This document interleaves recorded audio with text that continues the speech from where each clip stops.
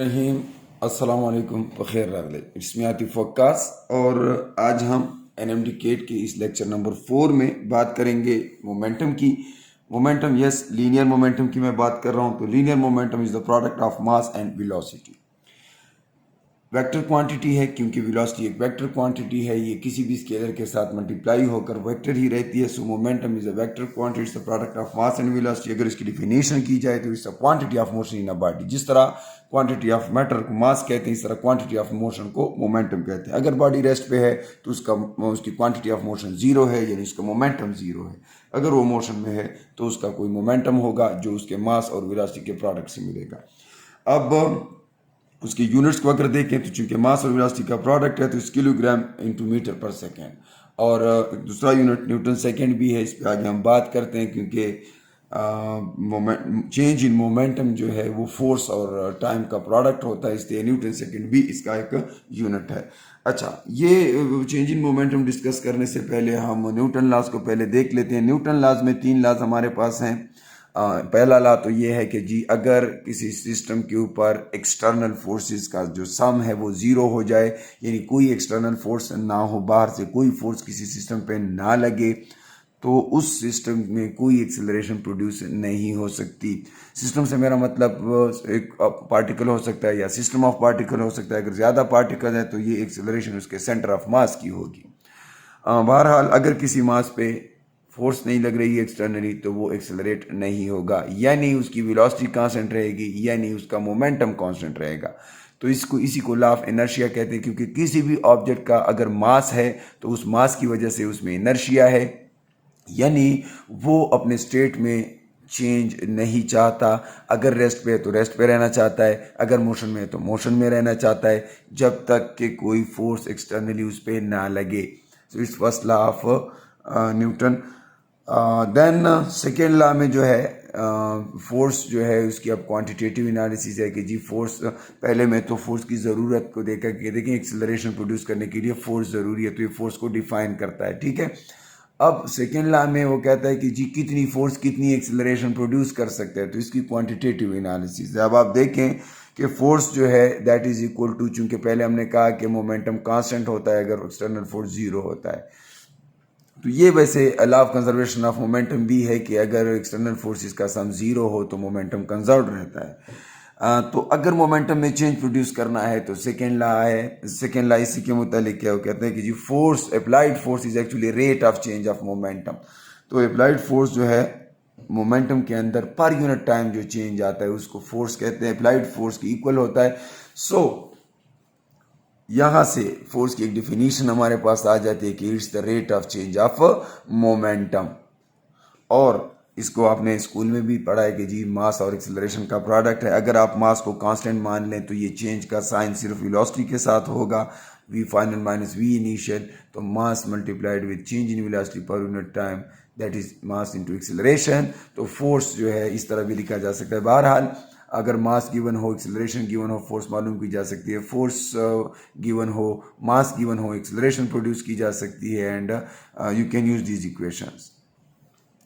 Then कभी कभी जो है अगर मैं फोर एक्सेलरेशन दोनों ये डेल्टा टी दोनों साइड पे मल्टीप्लाई करूं तो मेरे पास क्या आ जाता है, change in momentum that is equal to force into time.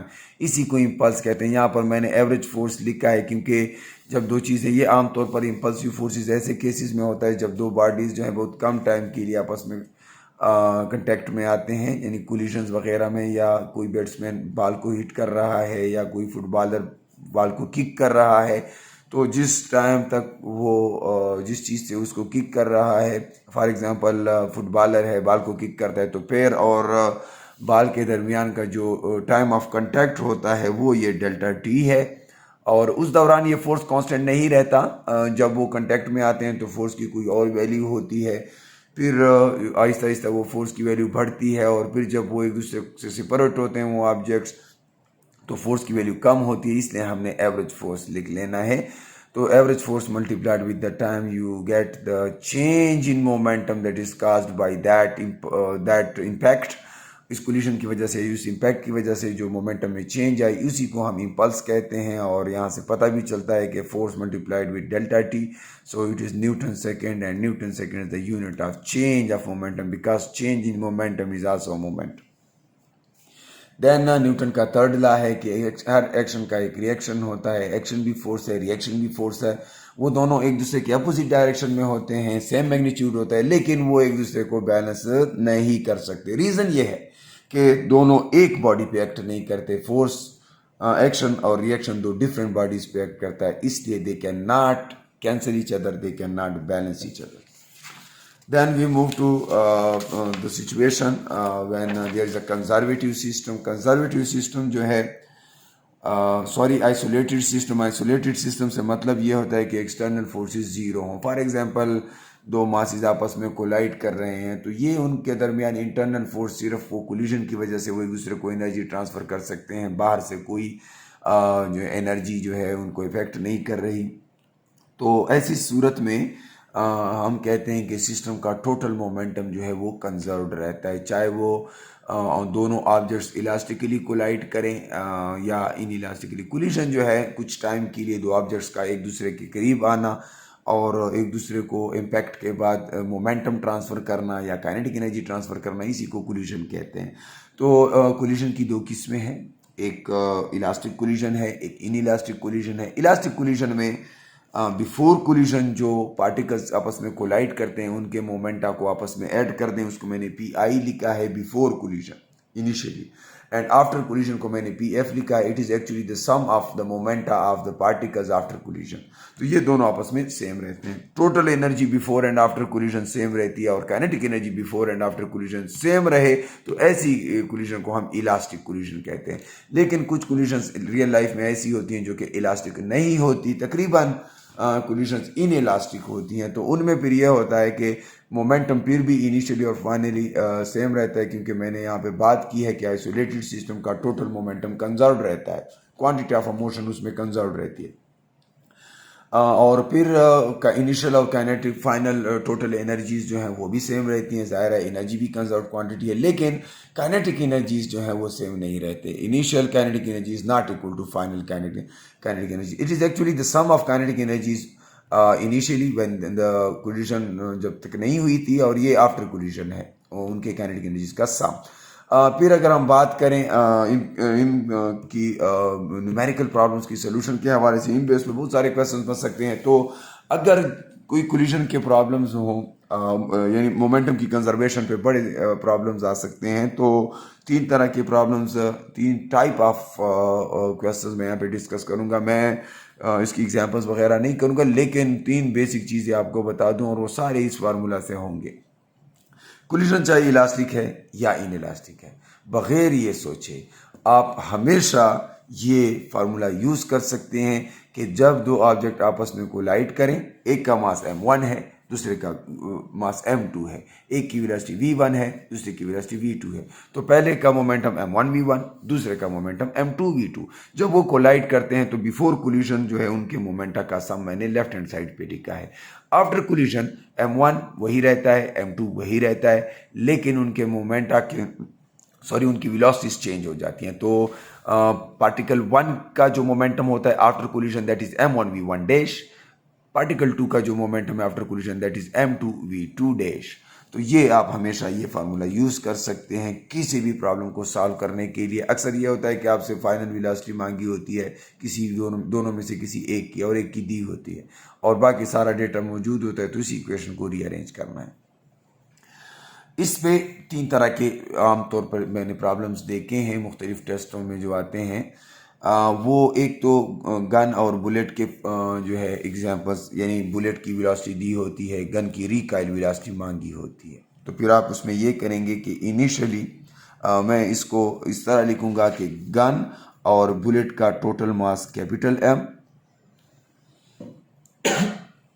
फिर उस पूरे सिस्टम की वेलोसिटी इनिशियली v, और फिर जब फायरिंग हो जाती है तो एक m1 गन का सिर्फ मास, v1 डैश उस गन की वेलोसिटी, m2 उस बुलेट का मास, v2 डैश उस बुलेट की वेलोसिटी। तो फिर इस तरीके से आप उनकी रिकॉइल वेलोसिटी मांगी हो या जो भी, इनिशियली आमतौर पे गन और बुलेट रेस्ट पे होते हैं तो लेफ्ट हैंड साइड 0 होता है।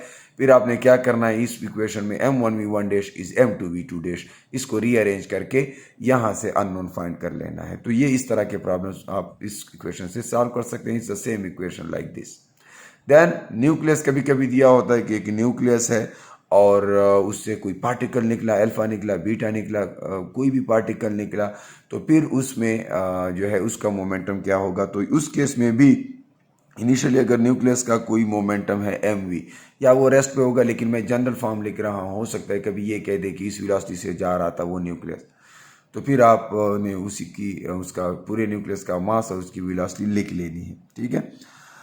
देन राइट हैंड साइड पर जो डाटर न्यूक्लियस उससे बनता है, जाहिर है अगर उससे रेडिएशन इमिट होती है तो फिर आप उस डाटर न्यूक्लियस का मास m1v1 डैश और उसकी वेलोसिटी, और फिर इस तरह m2v2 डैश उस इमिटेड पार्टिकल की, अगर अल्फा निकला है, बीटा निकला है तो वो अकॉर्डिंगली, या न्यूट्रॉन निकला है तो आप उसकी उसका मास और उसकी वेलोसिटी यहाँ पे लिखेंगे। यहाँ पे भी अमूमन ये कहा गया होता है कि न्यूक्लियस पहले रेस्ट पे था, अब न्यूक्लियस का रिकॉइल फाइंड करें, तो ये भी उसी तरह का ही फार्मूला है। फिर अगर वो कहता है कि एक क्रैकर है, एक पटाखा है, वो हवा में फेंका गया और इस वेलोसिटी तक जब इस यानी उसकी ये वेलोसिटी हुई तो उसने वो एक्सप्लोड हुआ। अब उसका उसके पार्टिकल्स के 2 बताएंगे, 3 बताए होंगे, जितने पार्टिकल्स बताए उनके मोमेंटा पूछे गए होंगे या उनमें से किसी एक की वेलोसिटी मांगी होगी, तो उसको भी आप इसी तरह से सॉल्व करते हैं। चूँकि एफईसी लेवल पे ज़्यादा से ज़्यादा वो 1 डायमेंशनल केस ही देंगे कि कोई रॉकेट ऊपर जा रहा था फॉर एग्जांपल और वो हवा में एक्सप्लोड हुआ, जब उसकी वेलोसिटी ये थी तो ऊपर एक पार्टिकल गया, एक नीचे आया, तो उनकी वेलोसिटीज बताए, तो वो भी इसी फार्मूला से सॉल्व होते हैं। ये जो नेगेटिव साइन अगर कहीं पे आ जाता है तो वो सिर्फ ये शो करेगा कि ऑब्जेक्ट अपोजिट डायरेक्शन में जा रहे हैं, इसलिए उनके मोमेंट एक दूसरे के नेगेटिव होते हैं। फिर अगर हम बात करें ऐसी सिचुएशन की कि जब 2 पार्टिकल्स ऐसे आपस में जा रहे हों और एक पार्टिकल फॉर एग्जांपल इधर से आ रहा है, दूसरा इधर से आ रहा है, और वो यहाँ पर कोलाइड होकर एक बन जाएं, मतलब मैग्नेट्स हैं फॉर एग्जांपल, वो स्टिक होकर एक वेलोसिटी से जाने लगे, तो फिर इसका मोमेंटम कैसे फाइंड करेंगे। तो ऐसी सूरत में उन एंगल आपको दिया गया होगा, या अगर नहीं भी दिया गया तो वो ये वाला एंगल कम से कम दिया होगा। तो अगर आपने किसी भी 2 वेक्टर्स के दरमियान कभी भी एंगल फाइंड करना है तो आप उनके टेल को आपस में जोड़ेंगे, उनके हेड नहीं जोड़ेंगे, इसलिए आप इनको भी इसको आगे एक्सटेंड कर दें, इसको भी आगे एक्सटेंड कर दें, तो ये वाला एंगल फाइंड करें, और ये एंगल हमेशा सेम होते हैं, तो फिर उसको थीटा मान लें और फिर ये फार्मूला यूज़ करें। पहले मोमेंटम p1 का स्क्वायर प्लस p2 का square plus 2p1 p2 cos theta, इस सब का स्क्वायर रूट ले, आपको मोमेंटम मिल जाएगा। ये किसी भी 2 वेक्टर्स को ऐड करने का जनरल फार्मूला है, जब जिनके दरमियान आपको एंगल मालूम है और उनके मैग्नीट्यूड्स मालूम है। फिर इसके बाद हम बात करते हैं थोड़ा सा ग्राफ की। कभी कभी इस तरह होता है कि फोर्स और टाइम का ग्राफ दिया गया होता है, जैसे हमने आगे भी बात की है इम्पल्स की, तो ऐसी सूरत में फोर्स और टाइम का ग्राफ दिया होता है। फोर्स कांस्टेंट नहीं है, आप देख सकते हैं, पहले 0 था फिर 100 तक पहुंचा है, तो इस तरह का ग्राफ है। अब यहाँ से आपसे चेंज इन मोमेंटम मांगा जाए, तो change in momentum actually force और डेल्टा टी का प्रोडक्ट होता है। तो इस सूरत में एरिया ऑफ दिस ग्राफ जो है that is change in momentum.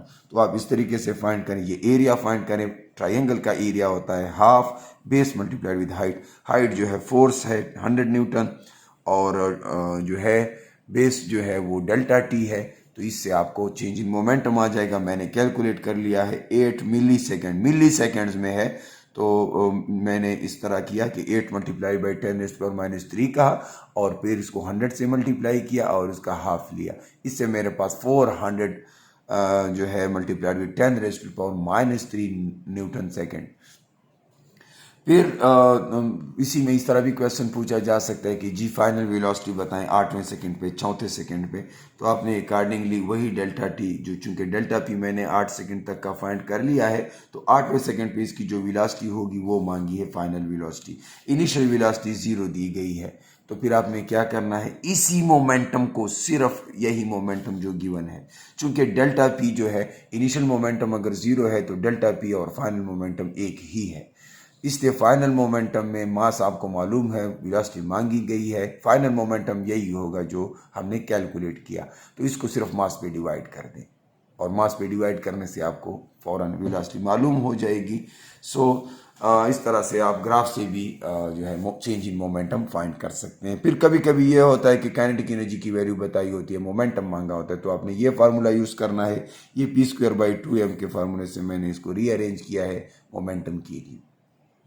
कभी यूँ होता है कि वोल्टेज गिवन होती है, चार्ज गिवन होता है और कहा जाता है कि जी एक प्रोटॉन को इतने वोल्टेज के क्रॉस रिलीज किया गया, तो उसका मोमेंटम क्या होगा। तो वहाँ पर फिर आपने काइनेटिक एनर्जी, चूंकि चार्ज और वोल्टेज का प्रोडक्ट है, देखें ये पॉजिटिव प्लेट है, कोई नेगेटिव प्लेट है, इसके दौरान कोई पोटेंशियल डिफरेंस है v, और चार्ज पार्टिकल यहाँ पे रेस्ट पे रिलीज करेंगे, वो किसी वेलोसिटी के साथ इस तरफ जाने लगेगा, एंड दैट इज इसकी कोई काइनेटिक एनर्जी होगी, वो kinetic energy charge multiplied with the voltage applied उसकी इक्वल है।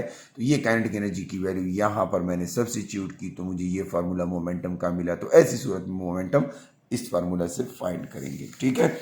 अब फाइनली अगर हम देखें तो कोलिजन्स की कुछ प्रॉब्लम्स मैं सॉल्व करूंगा, उसके टेक्निक्स बताऊंगा, मैं प्रॉब्लम सॉल्व नहीं करूंगा। प्रैक्टिस प्रॉब्लम आपको जहां से मिलते हैं आप उसको कर सकते हैं। बहरहाल ये इंपॉर्टेंट फार्मूले कुछ याद रखें। अगर कोलिजन इलास्टिक हो, फिर अप्रोच की जो वेलोसिटी होती है, यानी पार्टिकल्स का एक दूसरे के करीब आने की जो वेलोसिटी होती है, वो एग्जैक्टली उस वेलोसिटी की इक्वल होती है जो पार्टिकल्स कोलिजन के बाद सेपरेट होने की जो वेलोसिटी होती है, relative velocity. So relative velocity of approach is always equal to relative velocity of separation. इसको आप इस तरह भी लिख सकते हैं, v1 से v2 सब्ट्रैक्ट करें, v2 डैश से v1 डैश सब्ट्रैक्ट करें।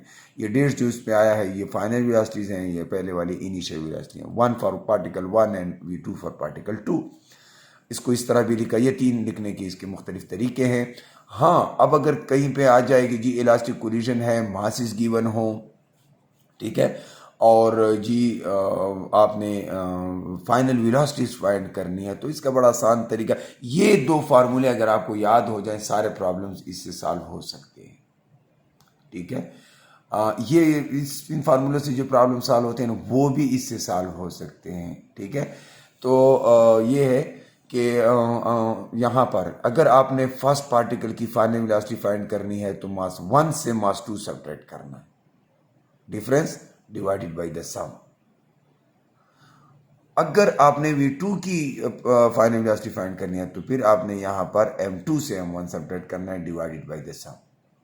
v1 डैश के लिए ऊपर v1 मल्टीप्लाई होगा, v2 डैश के लिए इधर v2 मल्टीप्लाई होगा।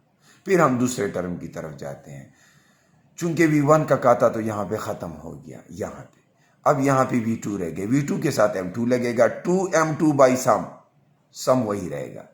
सम तो सारे केसेस में नीचे m1 प्लस m2 है, वो तो याद रहेगा आपको। लेकिन अगर आप पहले की फाइनल वेलोसिटी फाइंड कर रहे हैं तो यहाँ पर पहला, यहाँ पर दूसरी वेलोसिटी, लेकिन दूसरी वेलोसिटी के लिए मास भी दूसरा m2। फिर हम v2 डैश फाइंड करना चाहते हैं तो यहाँ पर तो v2 हो गया जो पहले मैंने कहा। अब यहाँ पे पार्टिकल 1 का मोमेंटम होगा m1v1 मल्टीप्लाइड विद 2। सो इस तरह से आप जिस भी तरीके से आप जो आपके लिए आसान हो ये फार्मूला याद रखें।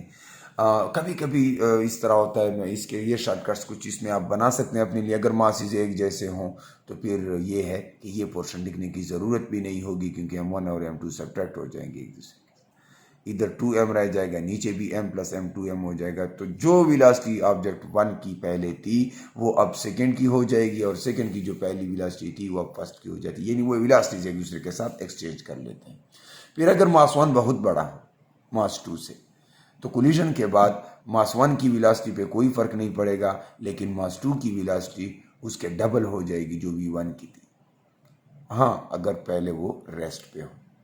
और इसके साथ ही मैं आपसे इजाज़त चाहूँगा। अल्लाह की अमान में रहें। अस्सलाम वालेकुम।